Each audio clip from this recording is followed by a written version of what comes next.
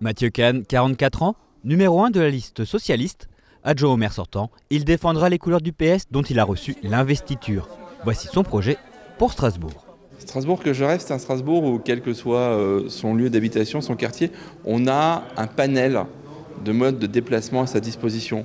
Des transports en commun, le vélo, des pistes cyclables qui soient aussi clairs sur la priorité qu'on donne au vélo sur les pistes cyclables, avec des axes plus rapides que d'autres, où on est obligé de cohabiter avec d'autres usagers comme les piétons, où on peut aussi peut-être développer d'autres modes, comme par exemple les déplacements sur l'eau. Mais c'est un endroit où la mobilité devient un atout pour chacun et le complément indispensable du logement. La transformation urbaine qui doit accompagner la transition écologique, aujourd'hui passe aussi par les mobilités.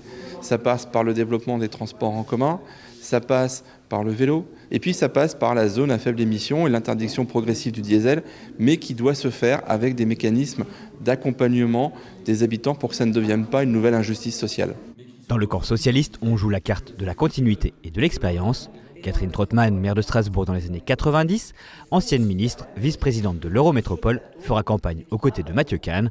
Si pour l'instant, tous les noms des colistiers n'ont pas encore été dévoilés, un plan de gouvernance semble déjà se dessiner pour l'articulation entre la mairie de Strasbourg et la présidence de l'Eurométropole.